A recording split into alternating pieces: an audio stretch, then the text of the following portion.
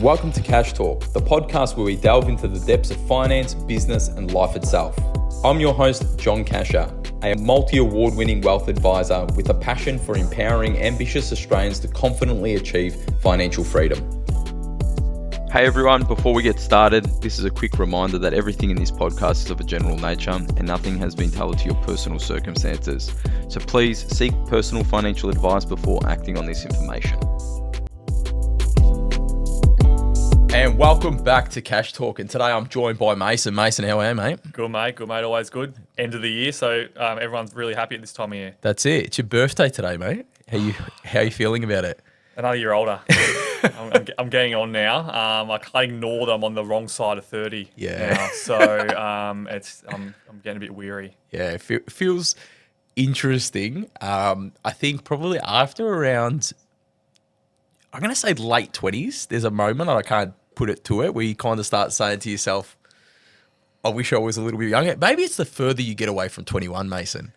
Do you reckon? I think that's probably a fair assumption. I like to see myself as a bit of a kid still. But now when you're in your 30s, like, you can't probably really call yourself a kid anymore. So Yeah. It's a bit disappointing. Yeah, I am reliving a little bit of my childhood with the PlayStation games and everything with the boys. So, I'm going to hold on to being young. Yeah, I'm young, you're young. Let's stay young.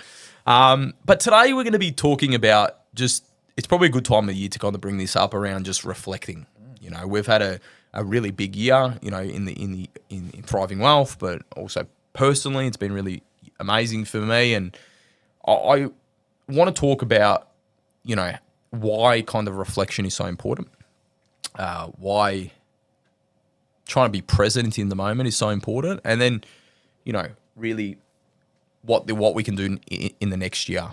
And so, Mason, personally, how was your 2024?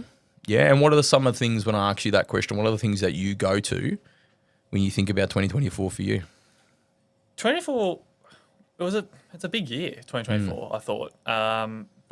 Both professionally, financially, and just in life in general. I set a few goals around my health and fitness and things. I think I've ticked those off, which has been fantastic. I actually had an event a couple of weekends ago, and that went really, really well. So that was a nice way to end the year from a fitness point of view, which is really important to me at this time in my life. Financially, just things are ticking along. Everything's set up in a bit of autopilot almost for me at this point. Just things are ticking along nicely, and work's been good, just learning more things around just getting better as an advisor as well. I always want to get better. That's one of those things. And read a lot of books and ticking those off as well. And so do you find yourself, Mason, like we obviously have spoken about this on the podcast before, around the wheel of life and all of these aspects, and I can hear these career, you know, this, that, but there's always things you can work on as well too. And have you found yourself, as you've kind of matured in life and matured in yourself, do you find yourself not being as critical? Because I know that for me, I am. I used to be much more of a perfectionist than I am now. It's really more about progress over perfection. And I think I have been much more in tune with being grateful for what I have, even if it's not a finished product yet. Do you find that the same when you reflect on the year? it's interesting. I think I struggle with this quite a lot. I'm very much, Mum would describe me as a perfectionist, absolutely. And I think I describe myself in that way as well. And I think I am very, very harsh on myself. But I think I am becoming a bit more gentle with myself over time as you'll learn that it can't be perfect all the time. And there's actually, if life was perfect, it would be pretty boring.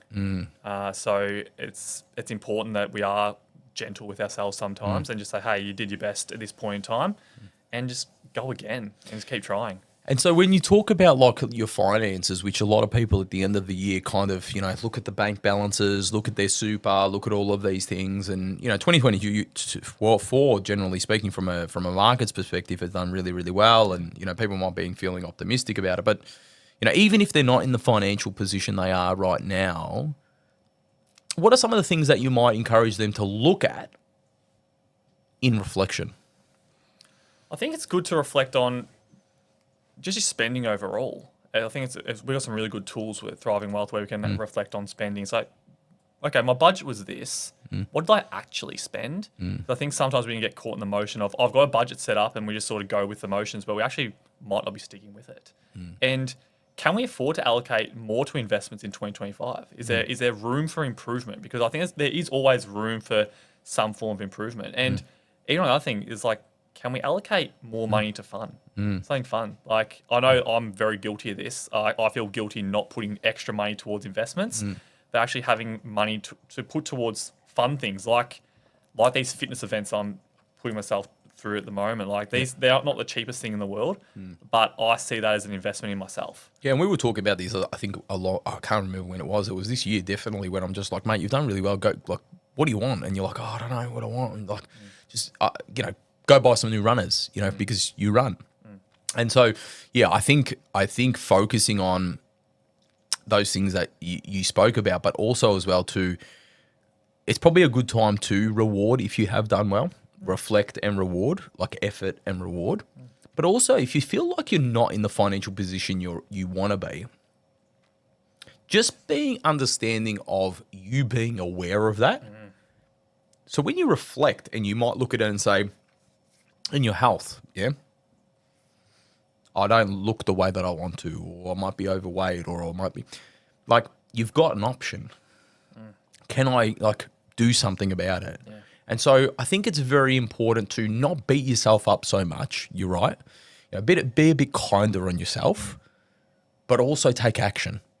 Because if you then reflect in not just last year, but the year prior and the year prior after that, and you find yourself still being stuck financially or the lack of clarity, now's a good time to probably take action of that. Absolutely. I think you've hit a really sore point for a lot of people where you find that you're constantly reflecting on the same thing. And if you're constantly reflecting on the same thing, it actually does become your fault because, well, everything in a way is your fault in a lot of ways. And if you don't take action to make a change, then you'll just unfortunately be reflecting on it again at the end of 2025. It's like, oh, I wish I did that earlier. Because often a very common comment we get is, oh, I wish I did this 10 years ago. Yeah. It's always, I wish I did this earlier. But as we know, the best time to grow a tree was 20 years ago, but the next best time is today. Correct. And not feeling like, oh, I should have done it, so I'm not going to do it now. Like, you can always make changes to improve. And the sooner you start, the better. Yeah, I think so. I think definitely, Mason, you made some really, really valid points. And I think for me, when I kind of reflect on my last 12 months, I'm super grateful.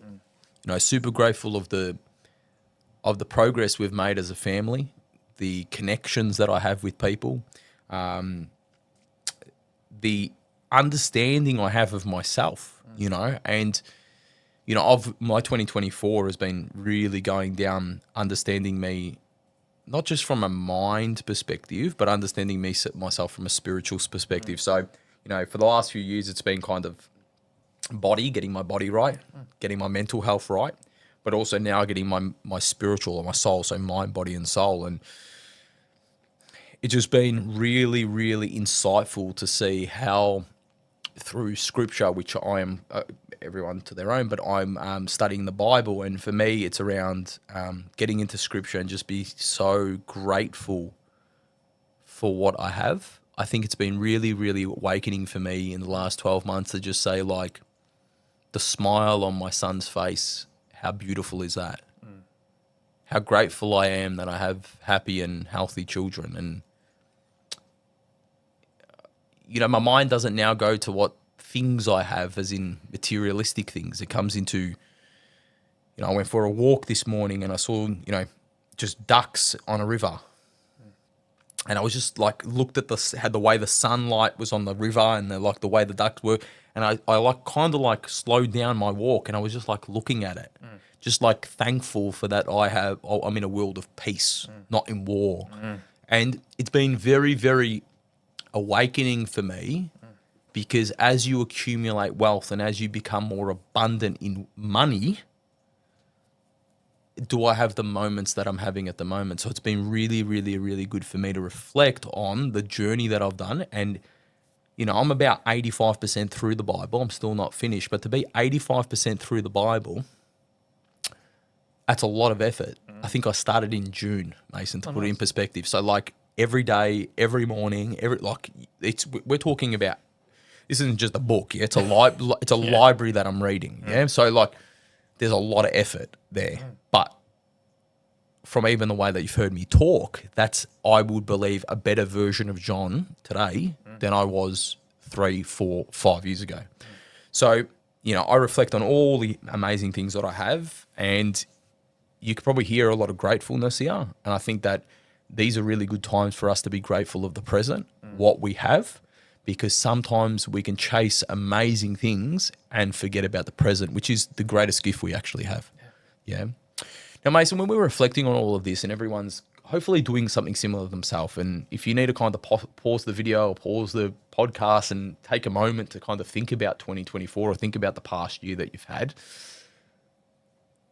just think about the things that we're grateful for what we've got. And there might be things that you go to straight away that give you anxiety or things that you worry about. Just be thankful for what you've got. And if there's things that you don't like, what can we do about it? And why this is so important in our job is because we build wealth for people to live fulfilled lives. We're not building wealth for people to just be rich and be, have buckets loads of cash and don't being able to use it for things that make them fulfilled. So understanding their journey, understanding for them to be fulfilled is half of what we have to do to point the money into that direction. So Mason, obviously you're working with clients in that capacity before we talk about what the next 12 months. Yeah. Have you seen people not pointing money to fulfillment, and what have you done to try and recalibrate that thinking? Yeah, it's a tricky one because I think I tend to agree it's more about return on life than return on investment, yeah? But often I find there's clients who want the best return on their investment. It's like, is that the best? Like, can we invest more in property? Can we invest more in here? But then we've got to pull it back. It's like, yes, we can, but what's it for? Are we investing in property just for this, to hopefully get this massive gain because you saw it on Instagram or wherever you might have seen someone spruiking property or anything, crypto, what have you, shares even, people can spruik shares as well, of course. So going back to, okay, this is what you said you want to achieve out of your life. Will this help you get there? And bringing it back to that, always bringing it back to what do we want to achieve out of life, and then choosing the right assets for that purpose. That's really important because I think if you're constantly chasing gains, there's always more to chase, and you're never actually gonna be fulfilled because you're just constantly chasing. I think what you mentioned before there about being in the present, because I think often we often live in the past, and there's regret and there's what have you in the past, or we might be just always in the future, always thinking about tomorrow. I'll do that tomorrow. I'll do that tomorrow. I'll do that next year. Or be anxious about tomorrow. This depression is being sad about the past as well, and anxiety is about being worried about the future. And if you can make yourself more present, and the psychologists out there, please chime in. But from the people that I've got told, it's around being fulfilled about today. Being happy about today. Correct. So I think it's about being happy about today, isn't it? But also making sure that we are setting goals for our future selves as well, because not just because the future isn't here yet, we still want to be aiming towards something. And your future self might not want the things you want today, which actually you can probably nearly guarantee they won't. Which is what we see when we work with our clients over the long term. They might have thought they want this big house, but actually, no, we're happy living where we are now. It's a really nice area. We like the local coffee shops. We get to go for a walk every morning. Our mortgage is under control. And it's just a different sense of peace at that point in time. And Mason, a client that we both worked on recently, we found them in a situation where, really, really high debt levels, about to have another child on the way. And up until before they came to see us, you could see that it was chasing money. But they traded off so much of their time. They have no time. They're stressed to the eyeballs, chasing money. And they were quite emotional when they were speaking to me, so I don't think there's a lot of joy there. It's very important to understand that the money is the vehicle to the goal. To have more time and have more joy. We're born with no money. We die with no money. Hopefully we leave some to our children for them to be financially secure, not entitled brats, But we want to focus on, are we living our best life? As in, and I'm not saying go YOLO and blow all your money. I'm saying pointing it to create more time and create more joy, which is what most people want.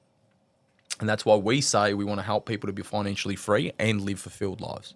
The vehicle of money is what we use to get there.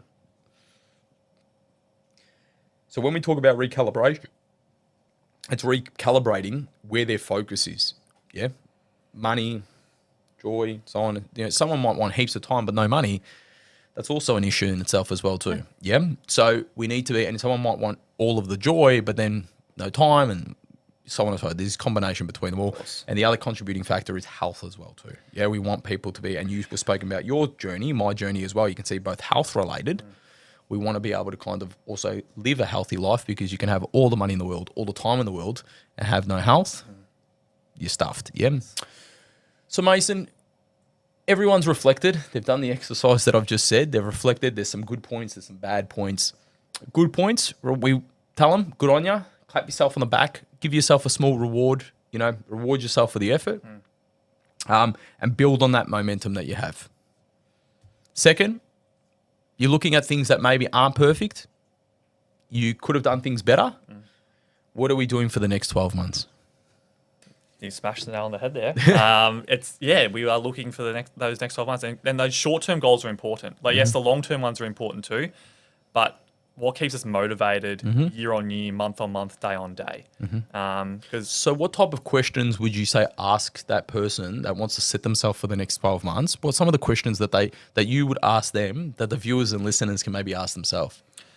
Yeah, so often I've been using this question quite a lot lately. It's like, what aren't you doing today that you want to do next year that would bring some further joy into your life? So it might be something little. It might be saying, I'd love to maybe go to 4 days a week of work. What does that look like? It could be... Which is a 25% pay cut. But anyway, or a 20% pay cut, sorry, but you get the gist, yeah? Correct. And it's like, what does that actually look like? And is that affordable? Yeah. Is that something we can do? Or it might be, I'd really love to be able to take the kids up to Queensland for a couple of weeks. Yeah, we haven't had a holiday in ages, and I just want to be able to have that little break and have that time. Yep. Correct. So I'm thinking of a client in my mind at the moment, and they haven't been to Europe, and they've wanted to go for the last 18 years. And it's going to be their wedding anniversary, the 20th wedding anniversary. The kids are all grown up now, and they finally have planned it, and they're getting to go having a white Christmas overseas. And it's just like, when I heard them say that, I was like, this is just the best thing. Because I know how hard they've worked. I know how much effort they've put in. They've listened to everything I've had to say. And it's just like, it's all coming to fruition for these guys. And they haven't been working with you for a while. I know who you're talking about. They haven't been working with you for ages, yeah? And to see that actually happen from going from not having it for so long to now having it, that's an amazing story in itself. I know the backstory. We can't go too much into it, but great story.